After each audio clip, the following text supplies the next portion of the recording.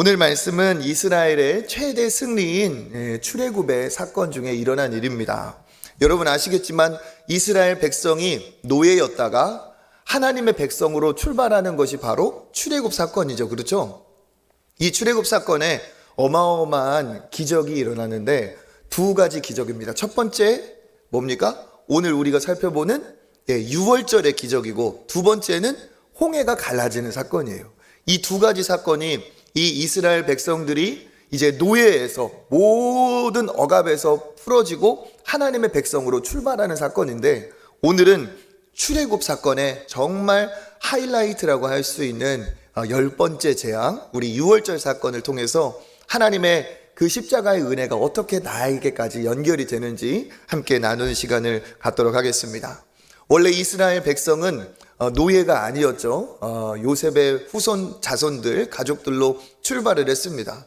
그렇지만 왕조가 바뀐 거예요. 그 시간 동안에 왕조가 바뀌면서 이방인들, 그 요셉 자손에게 호의적이었던 그 왕조가 바뀌고 자국민 중심의 왕조로 탈바꿈이 됐습니다. 왕조가 우리나라도 뭐 이렇게 바뀌듯이. 그래서 어떤 일이 벌어졌느냐, 그 이스라엘 백성들이 이제 노예로 삼고 두려워하고 이제 억압을 하는 그런 시대가 됐습니다. 그때 이제 통치했던 그 왕이 바로죠. 바로 역사에서는 파라오라고 하는 애굽, 이집트의 파라오 왕입니다. 이 파라오 왕은 그 당대 최고의 권력자이고 애굽이 그 당시의 최고 강대국이었기 때문에 세상 모든 권세를 가진 그 모든 권세의 정점에 있었다고 할 수 있는 것이 이 바로 왕입니다. 당대 최고의 강력한 권세가 있었고 군사력이 있었고, 아시는 것처럼 그때에는 왕이다 하면은 신적인 권위를 동반하기 위해서 신과 가족관계다 이런 식으로 결부를 시켰죠. 그래서 이 바로 왕은 신의 아들이고 곧 살아있는 신이다, 그렇게 사람들이 다 믿고 있었어요. 특별히 어떤 신을 숭배했느냐, 태양신 라, 태양신이라는 태양신 라라는 신을 숭배했고, 그 태양신의 아들이 바로 파라오라고 그들은 믿었습니다.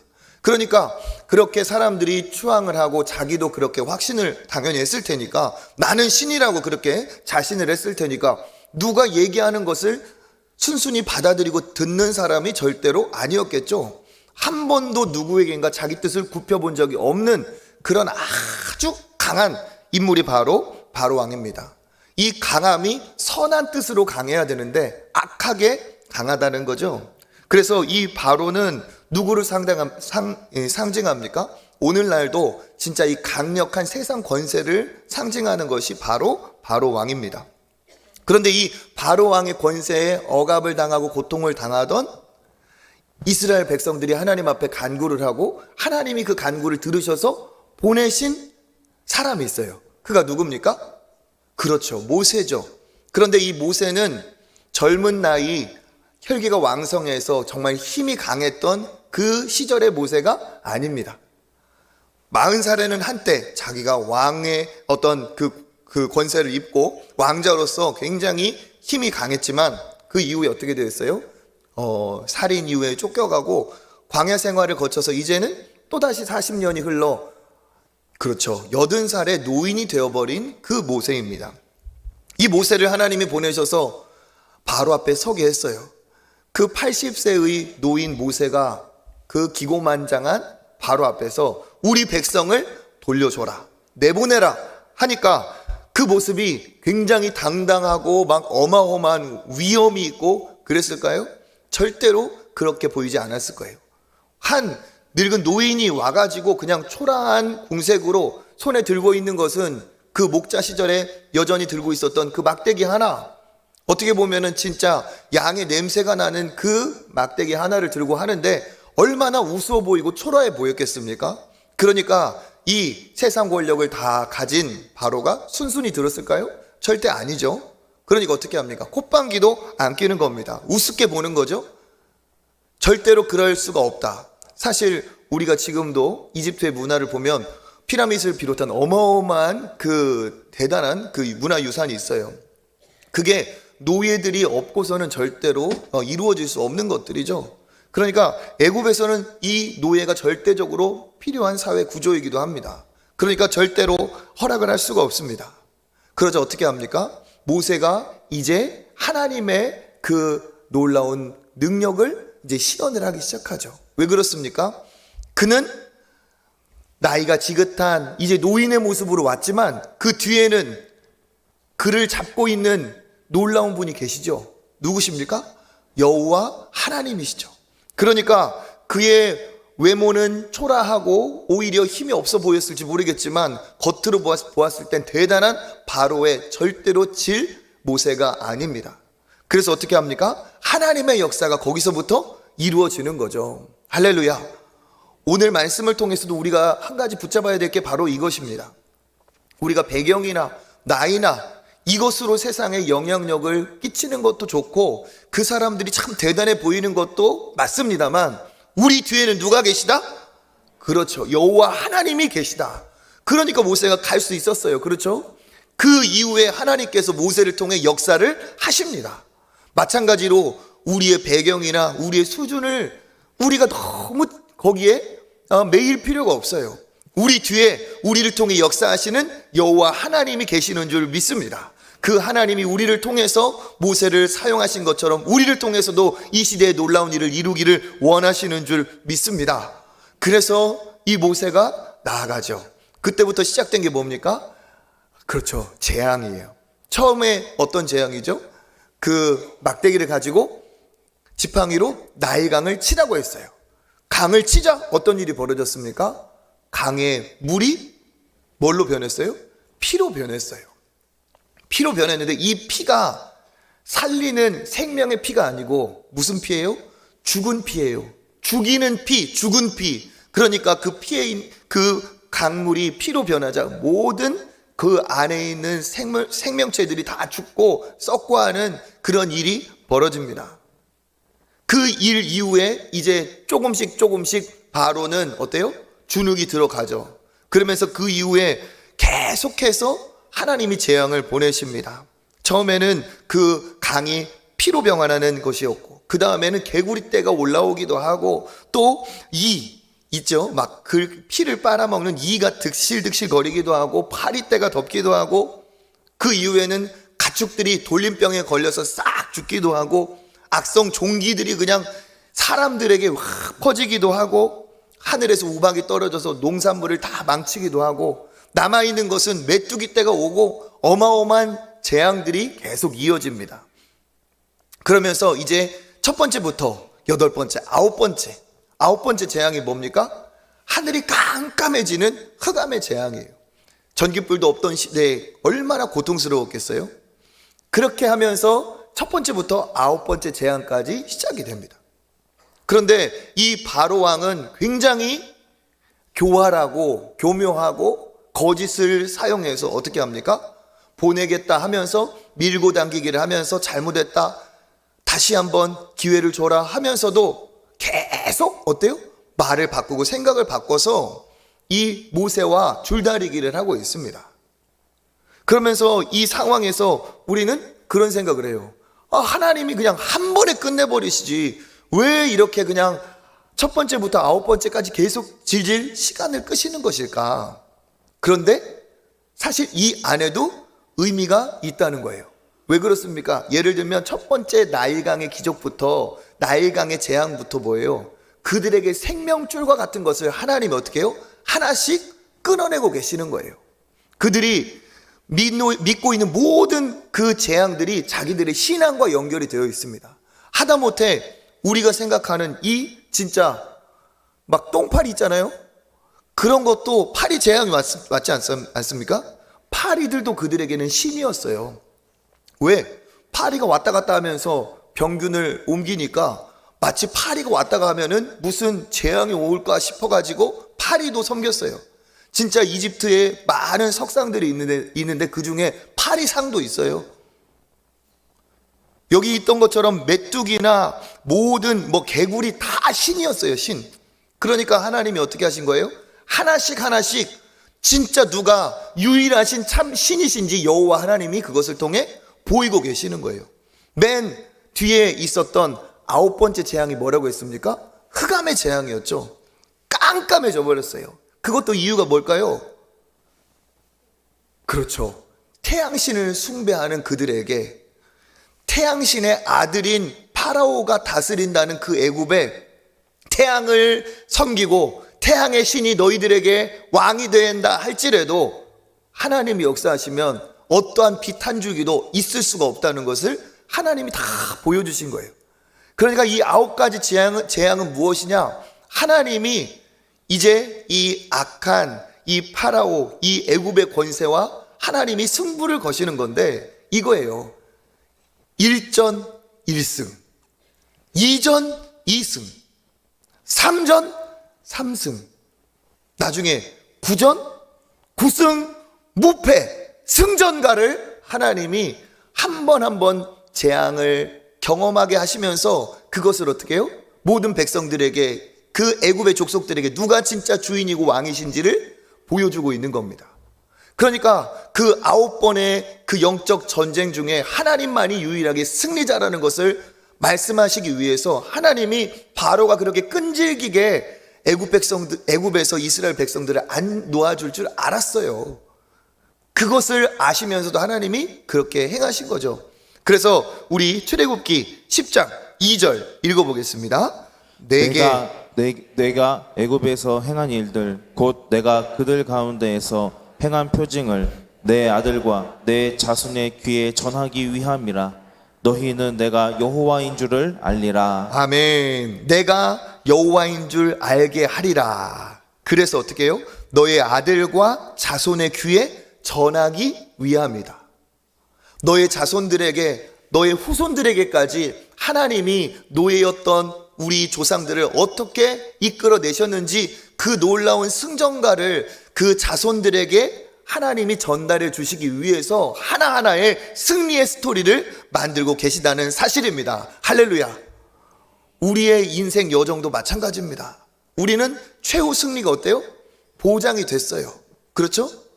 영적인 가나안인 천국에 들어가는 것이 우리 최종의 승리인 줄 믿습니다. 그런데 그러면 하나님이 그냥 바로 보내시든지 아무 일도 없게 하든지 하지 왜 하나님이 이렇게 순간순간 이 장애물을 만나게 하시느냐? 여기 오늘 말씀처럼 내 아들과 내 자손의 귀에 전하기 위해 내가 여호와인 줄 알리라. 그 여호와 하나님이신 줄 알게 하려고 하나님께서는 그 전쟁마다 하나님께서 주관하고 계시는 줄 믿습니다. 그래서 여러분, 인생에 어려움이 있고 고난이 왔을 때 우리가 다른 것을 생각하기보다 먼저 하나님을 붙드는 여러분 되시기를 축복합니다. 신앙인들조차도 요즘에 잊고 있는 게 있어요. 뭐냐? 기도가 마지막 수단인 것처럼 생각을 한다는 거죠. 기도가 내 인생에 내가 쓸 수 있는 방법 중에 맨 마지막 옵션이 되면 그거는 안 되는 거예요. 내게 문제가 있을 때 기도는 나의 첫 번째 방법이 되시길 축복합니다. 기도부터 시작을 하는 거예요. 일부터 하면서 안 되면은 어쩔 수 없으니까 이 사람 찾아가고 저 방법 하다가 그 다음에 기도를 할 게 아니라 하나님이 기뻐하시는 것은 우리가 먼저 움직이기 전에 먼저 우리가 기도가 하나님 앞에 나아가는 것이 첫 번째 대안이 되길 원하시는 줄 믿습니다. 여러분 모두가 기도가 마지막 수단이 아닌 첫 번째 대안이 되시기를 주님의 이름으로 축복합니다. 그렇게 하나님께서 9가지 재앙을 다 이루시고 이제는 때가 된 거예요. 하나님의 긍휼과 자비가 다 이제 임박했습니다. 이제 딱 끝났어요. 그래서 어떻게 하시느냐? 이제 마지막 재앙을 보내서 이 바로의 숨통을 끊고 이 모든 것을 정리해야겠다. 하나님이 한 재앙을 예비하십니다. 출애굽기 11장 11절 시작. 내가 이제 한 가지 재앙을 바로와 애굽에 내린 후에야 그가 너희를 여기서 내보내리라. 아멘. 아멘. 한 가지 재앙을 내린 후에야 내보내리라. 그러니까 하나님은 처음부터 이 계획이 어때요? 다 그림이 있으셨어요. 이 한 가지 재앙을 내린 후에야 여기서 너희를 보내리라. 그러니까 지금까지 9번의 이 기적이 하나님이 보내신 이 바로에 대한 애굽 백성에 대한 강펀치였다면 이제는 마지막 10번째는 무슨 펀치일까요? 무슨 펀치? 맞아요. 핵펀치. 강펀치 9번을 날려서 완전 정신이 없게 만들고 이제 그러기 직전 이제 다운되지 않으려고 하는 이 바로 왕을 바로 보낼 수 있는, 그죠? 똑바로 곧바로 보내는 강펀치 이후에 마지막 핵펀치를 하나님이 준비하신 거예요. 그 한 재앙, 그게 뭡니까?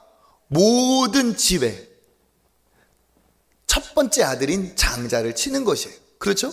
어디서부터? 이 왕 바로의 집부터 모든 종들의 집에 이르기까지, 심지어 가축들의 첫 새끼까지 하나님께서 모조리 치시겠다고 했어요.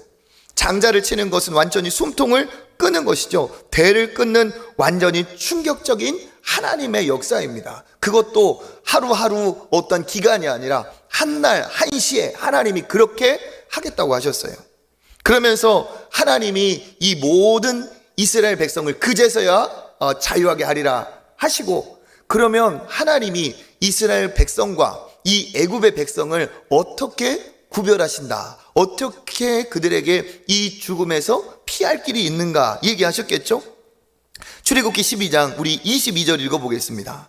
우슬초 묶음을 가져다가 그릇에 담은 피에 적셔서 그 피를 문 임방과 좌우 설주에 뿌리고 아침까지 한 사람도 자기 집 문 밖에 나가지 말라. 아멘. 우슬초 묶음을 가져다가 그릇을 담은 피에 적셔서 그 피를 문 임방과, 문 임방 뭐냐면, 문 임방은 이렇게, 이게 우리가 문이 이렇게 서 있으면 여기 딱 가로된 이 문 임방과 좌우 문설주, 설주에다가 바르라 했어요. 처음에는 우리가 읽지는 않았지만 어디서부터 사실 시작하느냐, 양을 가족 수대로 택하라고 했어요. 여기서부터 시작해요. 양 한 마리, 뭐 가족이 많으면 양의 이 할당을 딱 잡아요. 그래서 이 양은 뭐냐, 이 고기는 그들이 이제 양식으로 섭취하게 하셨어요. 그날이 무슨 날입니까? 떠나는 날이잖아요. 그러니까 하나님이 그 양식으로, 생명의 양식으로 섭취하게 하시고, 그리고 피는 다 받아서 오늘 있는 것처럼 문 임방과 좌우 설주에 뿌리고 바르고, 그리고 어떻게 해요? 아침까지 나가지 말아라. 그럼 어떻게 되는 겁니까? 이 집 안에 있으면 이들은 어떻게 한다는 거죠? 그렇죠. 하나님이 보장하시고 안전하게 지켜주시는 겁니다. 그러니까 이 피를 발랐다는 것은 뭡니까? 하나님과 이스라엘 백성 사이에 무슨 약속? 생명의 약속이 되는 거예요. 이게 바로 뭐라고 합니까? 언약, 약속의 피가, 이 피가 약속의 표시가 되는 거죠. 그래서 이 약속의 피를 바르고 그 안에 머무르라고 했습니다. 쉬워요, 어려워요? 쉬워요.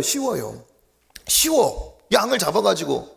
그런데 이 단순하고 쉽기 때문에 누구라도 다 할 수 있는 이것이 어마어마한 결과를 나타냈어요. 그날 어떤 일이 벌어진다고 합니까? 우리 생명의 약속 23절 읽어보겠습니다. 여호와께서 애굽 사람들에게 재앙을 내리려고 지나가실 때에 문 임방과 좌우 문설주의 피를 보시면 여호와께서 그 문을 넘으시고 멸하는 자에게 너희 집에 들어가서 너희를 치지 못하게 하실 것임이니라. 아멘. 재앙을 내리시려고 여호와의 죽음의 사자가 그 애굽 땅에 임했을 때, 재앙을 내리려고, 그러니까 다 재앙을 내리려고 온 거예요. 재앙을 내리려고 왔을 때 무엇을 보시면, 문 임방과 좌우 설주에 있는, 문설주에 있는 무엇을 보시면, 피를 보시면 어떻게 하신다고요? 여호와께서 그 문을 넘으신다. 문을 넘으셨다는 말은 뭐예요? 그 집을 패스하겠다. 그 집을 넘어가겠다는 거죠. 죽음의 하나님의 재앙이 그 문을 넘어가시고, 그리고 너를 치지 못하게 하실 것이다. 무엇이 발라져 있기 때문에? 피가 있기 때문에. 그래서 이 피는 뭐예요? 생명의 약속이에요.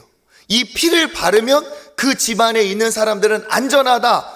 죽음의 소식입니까? 생명의 소식입니까? 생명의 소식이죠. 살리는 생명의 기쁨의 소식. 이것을 뭐라고 해요? 기쁨의 소식? 복음이라고요. 복음. 이들에게 복음은 뭡니까? 어린 양의 피를 바르면 우리가 하나님의 재앙에서, 심판에서 안전하다. 이게 생명의 소식, 생명의 약속이었어요. 복음. 그래서 그 날이 실제로 임합니다.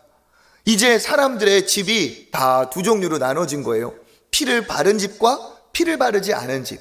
피를 바른 집은 뭐예요? 하나님의 말씀에 순종하여서 행한, 그 피를 바른 것, 그 다음에 피를 바르지 않은 것은 행하지 않은 애굽의 모든 집들이 그렇게 되어 있었죠. 그때 하나님의 죽음의 천사가 이제 밤중에 임하는 일이 벌어집니다. 그때 어떤 일이 벌어지는가? 우리 29절에서 30절 읽어보겠습니다. 밤중에 여호와께서 바로의 장자로부터 옥에 갇힌 사람의 장자까지와 가축의 처음 난 것을 다 치심해 그 밤에 애굽에 큰 부르짖음이 있었으니 이는 그 나라에 죽임을 당하지 아니한 집이 하나도 없었음이었더라. 아멘. 밤중에 여호와께서 그날 밤에, 그 정하신 날 밤에 하나님께서 이제 죽음의 천사를 보내시고 어떻게 했습니까? 바로의 장자로부터 옥에 갇힌, 그러니까 제일 높은 집부터 제일 비천한 집에 이르기까지 예외 없이 가축조차도 처음 난 것은 다 치심해 그날에 무엇이 있었더라? 애굽에 큰 부르짖음, 큰 재앙, 큰 통곡, 애곡이 있었더라. 그 애곡이 없었던 집은 하나도 없어요. 왜? 모든 집집마다 첫 새끼가 다 죽었기 때문에 그런 일이 일어난 거죠. 그 죽음을 당하지 아니한 집이 하나도 없었다. 그런데 이것을 이스라엘 백성 입장에서 생각해 볼까요? 애굽의 백성들에게 이 날은 죽음의 날, 심판의 날, 멸망의 날, 탄식의 날, 하나님의 역사가 일어났는데 같은 날에 애굽에는 이런 날이었어요. 그런데 같은 날 이스라엘 백성에게 이 날은 어떤 날입니까? 그렇죠. 죽음의 날이었다면 이스라엘 백성에게는 생명의 날이에요. 패배의 날, 그들에게 패배의 날이었다면 이스라엘 백성에게는 승리의 날이 되었고, 그들에게 심판의 날이었다면 이스라엘 백성에게는 구원의 날이었고, 그들이 이제는 멸망과 죄와 모든 사망에 두려워하는 그 날이 이스라엘 백성에게는 어떤 날이 됐어요? 자유의 날, 풀리는 날이 되었다는 사실입니다. 이게 어떤 거예요? 복음을 통해 일어나는 일이 이러하다는 겁니다. 복음 뭡니까? 피를 바르면 하나님의 재앙이 넘어갈 것이다. 그런데 그날 복음을 받고 거기에 순종한 사람에게는 똑같은 날이 생명의 날이 되는데, 그 복음을 받지 않고 그 복음을 거절한 불순종의 집안은 어떤 일이 벌어진다는 거예요? 똑같은 날인데 심판의 날이 된다는 거예요. 이 복음이 어떤 역할을 합니까? 같은 복음인데 같은 복음이 사람을 두 부류로 나누고 있어요. 구원받을 자와 멸망할 자를 나누고 있습니다. 그래서 이날 하나님의 죽음의 천사가 이렇게 이 모든 애굽의 백성 집을 다 쳤고, 그리고 그날은 이스라엘 백성들에게는 이제 무슨 날? 자유의 날, 해방의 날이 왔어요. 이것을 하나님이 기뻐하시고 이 날을 절기로 삼으시라고 했어요. 절기. 우리로 말하면 광복절, 자유의 날, 해방의 날. 그런데 그 절기의 이름을 뭐라고 지었어요? 그렇죠. 6월절 하니까 6월인가? 곧 6월절 오나? 아니죠. 한자예요. 그죠? 6월 같은 뜻을 담고 있습니다. 무슨 뜻일까요? 그렇죠. 넘어가다. 영어로는 그래서 어떻게 해요? 패스하다. 그런데 그냥 패스가 아니고 넘어서 패스하니까 패스 오버죠. 그렇죠? 추월, 월담 할 때 그 월, 넘어가다. 그러니까 6월절이라는 건 어떤 절기입니까? 하나님의 죽음의 천사가 임하여서 우리에게 생명을 주고 우리에게 생명을 남겨주고 넘어갔다. 우리는 하나님 앞에 자유를 얻었고 생명을 얻었다. 우리에게 해방의 날이다. 그 날이 무슨 날이에요? 6월절이에요. 그래서 하나님은 이 승리를 기념하게 하시려고 이스라엘 대대에 지키라고 했어요. 우리 출애굽기 한번 읽어보겠습니다. 12장 24절 시작. 너희는 이 일을 규례로 삼아 너희와 너희 자손이 영원히 지킬 것이니 너희는 여호와께서 허락하신 대로 너희에게 주시는 땅에 이를 때에 이 예식을 지킬 것이라. 아멘. 이 일을 규례로, 절기로 삼아서 자손까지 영원히 지킬 것이니 여호와께서 허락하신 대로 너희에게 주시는 땅에 이를 때, 자막을 조금 이렇게 좀 천천히 좀 띄워주시면 좋겠어요. 너희에게 주시는 땅에 이를 때 어떻게 하라고요? 이 예식을 지킬 것이라. 이 예식을 지킬 거래요. 어디에 이르길 때까지? 주시는 땅 어디예요? 가나안 땅에 들어서까지. 그러니까 이거는요, 앞으로 하나님의 백성이면 영원히 이것을 기억하고 지키라는 거예요. 해마다 유월절이 돌아올 때마다 무엇을 기념하려고? 하나님이 이렇게 우리 생명을 구원하셨다. 하나님이 대적의 숨통 장자들을 끊으셨다. 하나님의 능력, 하나님의 역사, 하나님의 기적, 하나님의 승리를 자기들만 기억하고 끝나지 않고 대대에 전하라고 했어요. 이게 하나님의 뜻입니다. 이스라엘 백성 중에 그래서 유월절은 최고의 절기였고, 이스라엘 역사를 보시면 아시겠지만 이스라엘이 하나님 앞에 은혜가 넘치고 하나님을 잘 섬겼을 때는 유월절을 섬겼어요. 유월절을 성대하게 하나님 앞에 감사했어요. 영적으로 무너지고 우상을 섬겼을 때는 유월절이 사라지고 유월절이 폐하여졌어요.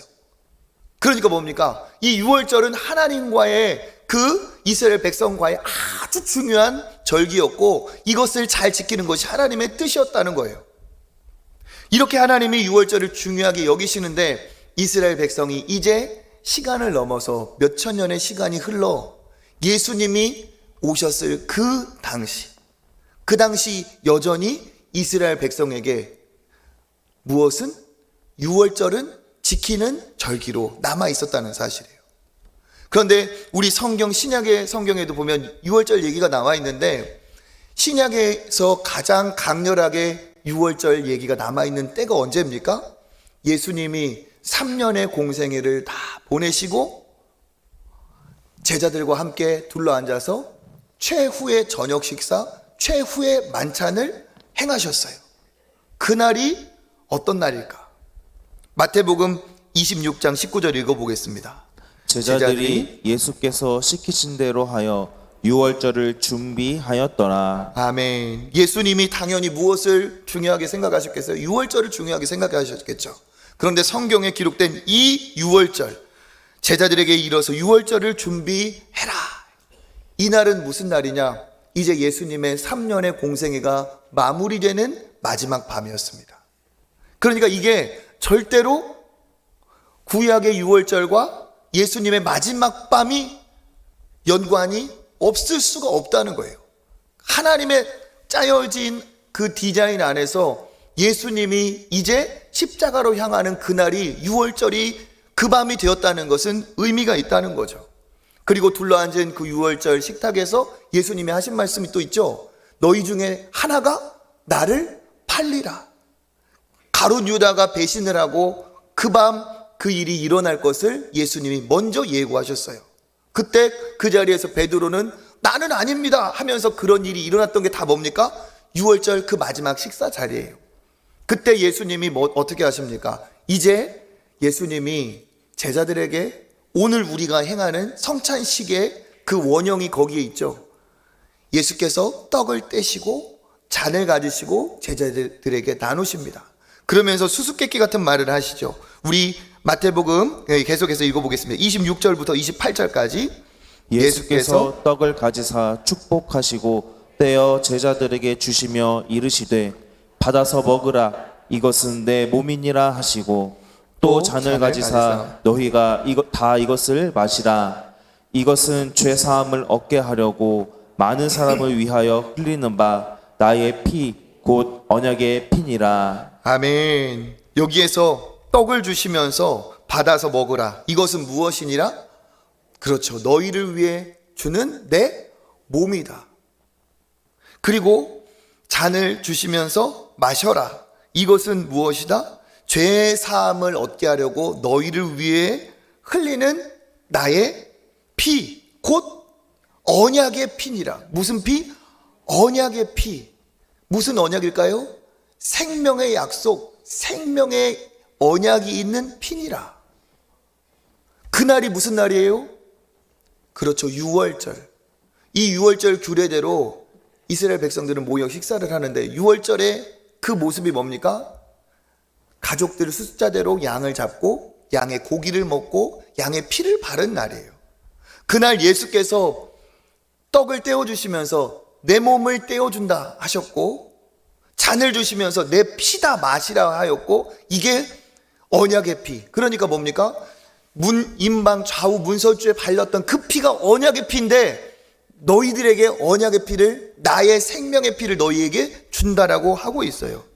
그리고 나서 이 유월절 그 밤에 예수님은 겟세마네 동산에 가셔서 하나님 앞에 십자가를 앞들고 땀방울이 핏방울이 되도록 기도를 하시죠.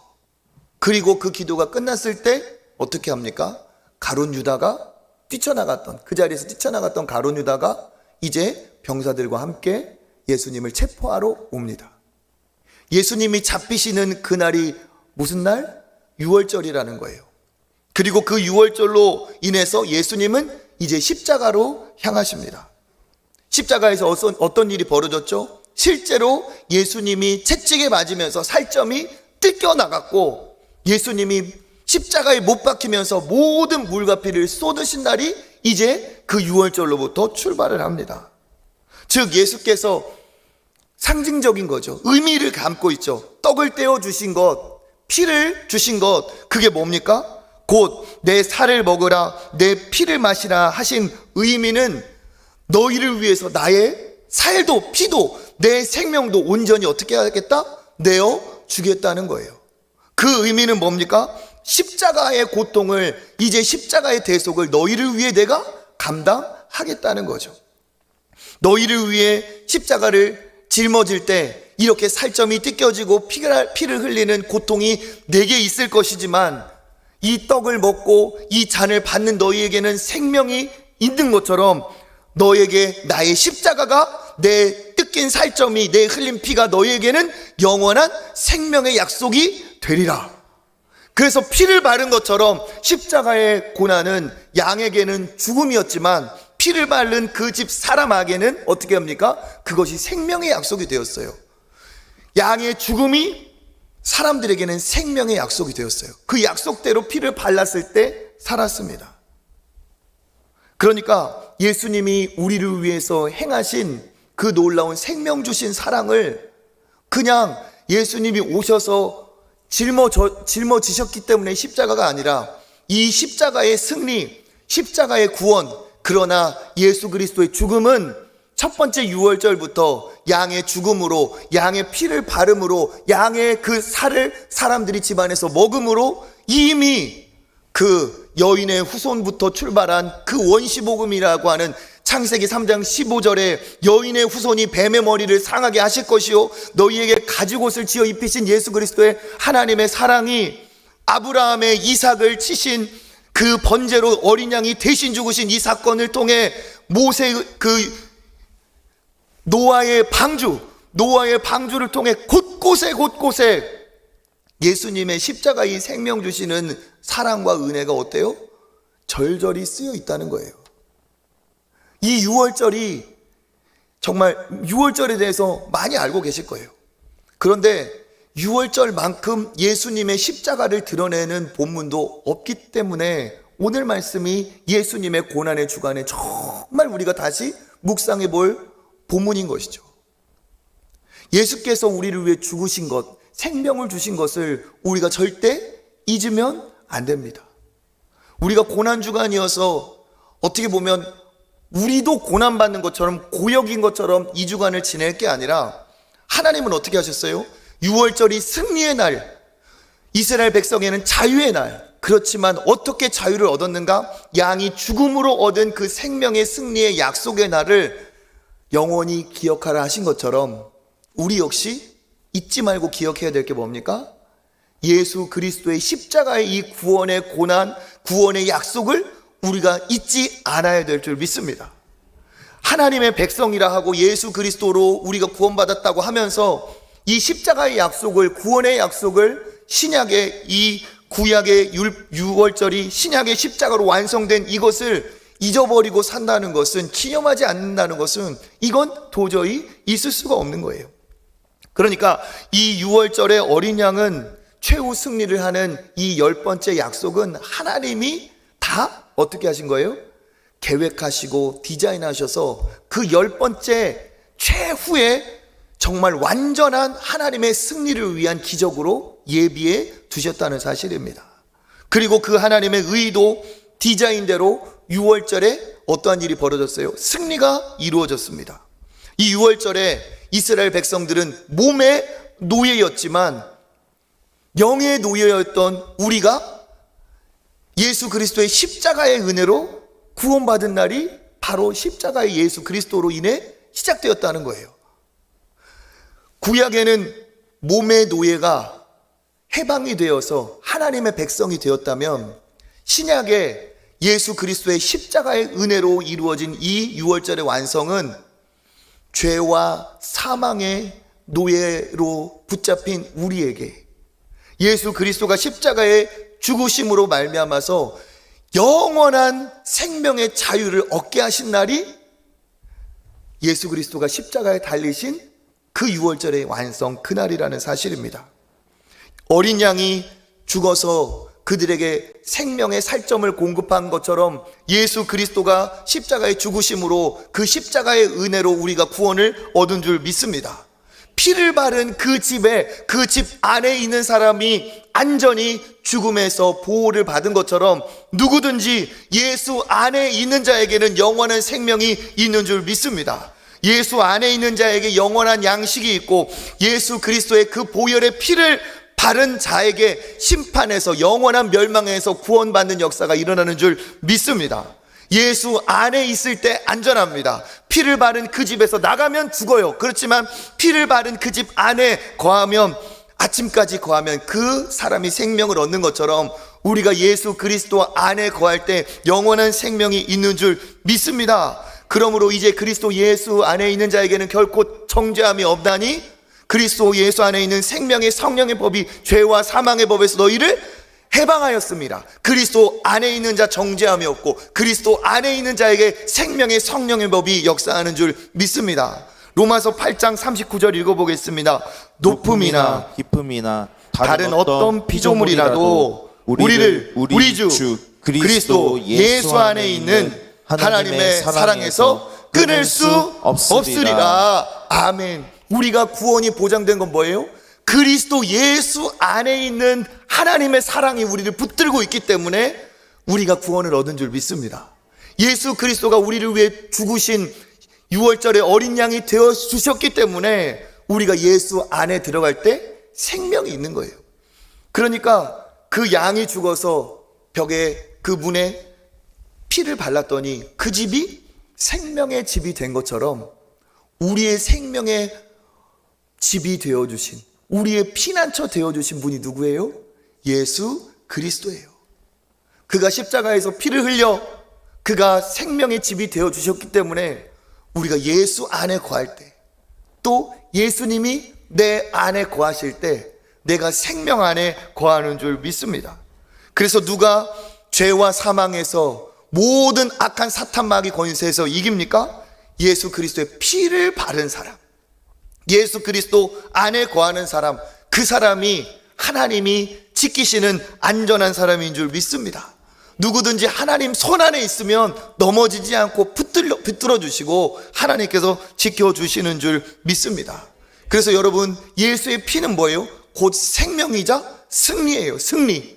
예수의 피가 그들을 이기게 했고 예수의 피가 그들을 자유하게 했고 예수의 피가 어떤 권세에도 세상 어떤 악한 권세에서도 이기게 하는 승리의 비결이 된 줄 믿습니다. 그래서 여러분 어떻게 해야 돼요? 우리는 예수의 피를 바른 자, 예수 안에 거하는 자임을 믿으시길 바라겠습니다.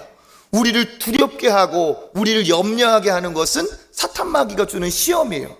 우리가 두려울지 모르고 염려가 올지 모르겠지만 우리는 절대 지지 않습니다.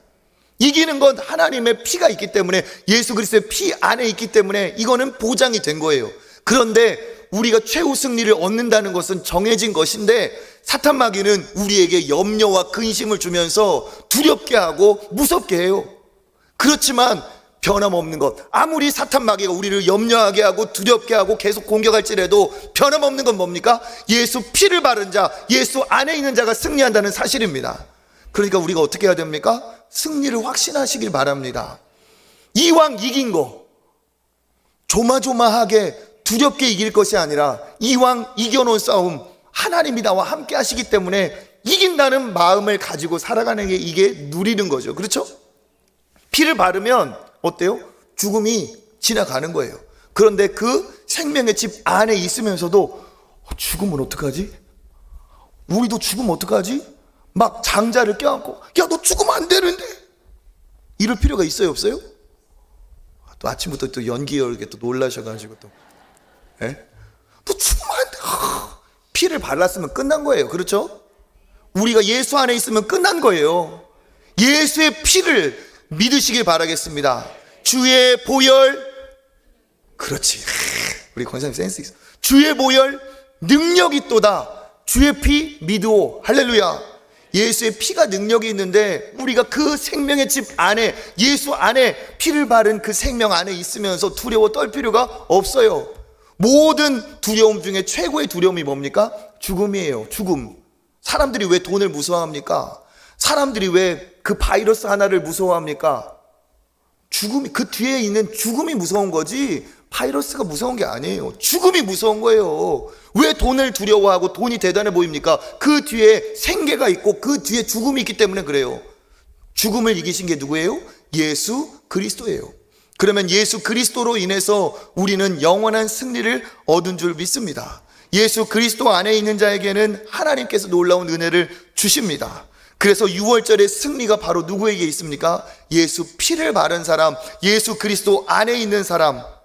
예수 그리스도 안에 있으면 어떠한 악한 영도 우리를 틈타지 못하고 손대지 못할 줄 믿습니다. 영적인 노예에서, 죄의 노예에서, 사망의 노예에서 우리가 그들이 노예에서 하나님의 백성으로 풀려난 것처럼 우리가 예수 그리스도의 피를 의지하고 예수 그리스도 안에 있을 때 그 영적인 모든 묶임이 사라지고 하나님의 자녀된 축복이 임할 줄 믿습니다. 그들이 노예에서 이제 홍해를 건너 가나안 땅으로 향하는 것처럼 우리의 인생 역시 영적 가나안인 영원한 천국으로 향하고 있는 줄 믿습니다. 누구로 인해? 예수 그리스도의 피로, 그 생명의 약속으로. 이 시대의 모든 사람은 영적 노예예요. 이 시대의 강력한 힘을 가진 파라오가 뭡니까? 이 세상 권세죠. 돈이고 명예고 권력이고 그 뒤에는 영적인 악한 영의 세력도 있어요. 죄와 사망과 모든 권세가 굉장합니다. 강력합니다. 이길 자가 없어요. 그런데 이 모든 것을 파하고 이기게 하는 것은 뭐예요? 10번째 재앙, 예수 그리스도의 십자가 보혈인 줄 믿습니다. 예수 그리스도 안에 있으면 어떠한 것도 틈타지 못하는 거예요. 그러니까 예수 그리스도 안에 있을 때 우리가 안전한 겁니다. 다른 것을 의지할 때 안전한 게 아니에요. 예를 들어서 그 집에 피를 바르지 않았지만 큰 부잣집이었다. 피는 안 발랐지만 아주 잘 배운 똑똑한 사람들이 모여 사는 집이었다. 거기는 권력자들이 모여 있는 집이었다. 거기에는 각종 참 재주 있는 사람들이 모여 있는 집이었다. 아주 대궐 같은 집이었다. 소용이 있어요, 없어요? 뭐 소용없어요. 예수의 피가 있어야 초가집이라도 사는 거지. 대궐 같고 그 집에 돈이 얼마나 있고 사람들이 얼마나 능력 있고 권세 있느냐, 소용이 없어요. 모든 집은 피가 없으면 다 죽음이 뚫고 들어오는 거예요. 이 세상 마찬가지입니다. 배웠다고 죽음이 피해갑니까? 가졌다고 죽음이 피해갑니까? 대궐 같은 집이라고 죽음이 임하지 않습니까? 모든 곳곳마다 예외 없이 죽음은 임하고 있어요. 오늘 하루를 살면 죽음은 하루만큼 다가오고 있어요. 여기에서 이길 수 있는 것, 이 죽음의 권세가 틈타지 못하고 넘어가는 건 뭡니까? 오직 예수 그리스도의 피, 예수 그리스도의 십자가 생명밖에 없는 줄 믿습니다. 그래서 우리가 예수 그리스도를 믿으오. 주의 피 능력이 있도다. 주의 피 믿으오. 우리가 붙드는 것은 예수 그리스도의 생명의 약속 피죠. 우리가 여기에서 주목할 것이 있어요. 여기 우리 자녀들도 있으니까, 청년들도 있으니까 저는 이게 너무 중요하다고 생각해요. 뭐냐? 왜 하나님이 구별을 하시는데 굳이 피를 바르라고 하셨나? 하나님이 모르실까? 실제로 그들은 고센 땅에 따로 살았어요. 그러니까 그 지역만 피하고 이스라엘 백성은 살려두고 애굽으로만 가실 수 있어요. 그런데 왜 굳이 피를 발라서 구별하게 하셨는가? 몰라서? 아니라는 거죠. 의도가 있다는 거예요. 그 의도가 뭘까요? 우선은 예수 그리스도의 피가 구원한다는 것을 가르쳐 주시기 위해서. 또 한 가지 이유는 뭡니까? 이스라엘 백성이라는 혈통으로 구원받는 게 아니기 때문에 그래요. 가족 관계로 구원받는 게 아니기 때문에 그래요. 가족 관계 아무리 이스라엘 백성들하고 얽혀 있다 할지라도 피가 있어야 구원이라는 거예요. 그건 뭡니까? 우리의 구원은 혈통으로 오지 않고 오직 예수 그리스도로 오는 겁니다. 아무리 내 자식의 집이라도 예수 그리스도의 피가 발라져 있어야 돼요. 아무리 우리 부모님의 댁이라도 예수 그리스도의 피가 발라져 있어야 돼요. 즉 뭡니까? 자식은 자식의 그리스도의 믿음으로 구원받고 부모는 부모의 믿음으로 구원받는다는 거예요. 그러니까 우리가 부모로서 제일 노력하고 기도하는 게 뭡니까? 우리 자녀들도 나의 믿음으로 예수 그리스도의 피를 바르고 예수 그리스도를 영접하는 것이 이게 중요하다는 거예요. 우리 젊은 어린이들, 우리 젊은이들 잊어버리지 말아야 될 게 뭡니까? 나는 모태신앙이라 혈통으로 구원받는다. 이런 것은 없어요. 이런 것은 없어요. 성경에 모태신앙이기 때문에 혈통으로 구원받는다. 그런 것 없어요. 뭐로 구원받습니까? 나는 내 믿음으로 구원받는 거예요. 나는 나의 예수 그리스도의 피가 발라져 있어야 내가 구원을 받습니다. 그러니까 이거 정신 차리고 우리가 가르치고 정신 차리고 우리 믿음의 세대들은 알아야 돼요. 아, 내 믿음으로 구원받는구나. 우리 엄마가 권사님이고 아버지가 장로님이고 우리 아빠가 목사님이어도 아무 상관없구나. 내가 내 집에, 내 마음의 집에 예수 그리스도의 피를 발라야 구원이구나. 이것을 깨닫고 정신 차리고 내가 예수 그리스도의 그 안에 있는지, 내가 정말 믿음이 있는지, 내가 진짜 하나님 앞에 믿음의 사람이 되어야 될 줄 믿습니다. 구원은 어떻게 받는 것인가? 이 복음에 반응하는 거예요. 반응할 때 피를 발라라. 기쁨의 구원의 소식이죠. 바르지 않으면 죽음이에요. 순종할 때 놋뱀이 세워져서 놋뱀을 보는 자마다 불뱀에 물려 죽어가는 자가 살게 할 것이다. 이게 뭡니까? 생명의 소식, 복음이죠. 그런데 사람들은 이제 이 복음으로 두 가지 길이 나온 거예요. 그것을 믿고 가서 보든지 아니면 거절하든지. 민수기 21장 8절 9절 읽어볼까요? 여호와께서 모세에게 이르시되 불뱀을 만들어 장대 위에 매달아라. 물린 자마다 그것을 보면 살리라. 모세가 놋뱀을 만들어 장대 위에 다니 뱀에게 물린 자가 놋뱀을 쳐다본즉 모두 살더라. 아멘. 놋뱀을 쳐다본즉 모두 살더라. 놋뱀을 쳐다본즉 모두 살더라. 이게 복음이에요. 본 사람은 살아요. 피를 바른 집은 살아요.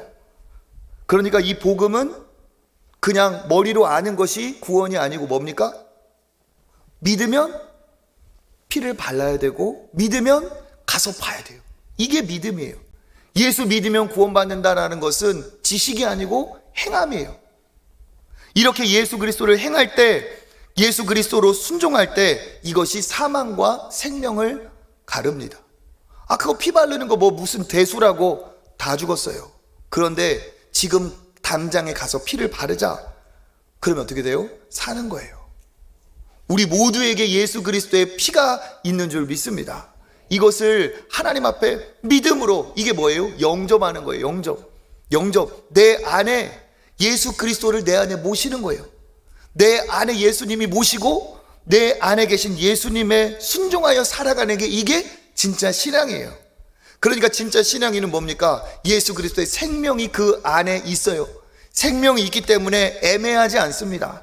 피를 바른 집과 바르지 않은 집 구별이 돼요, 돼.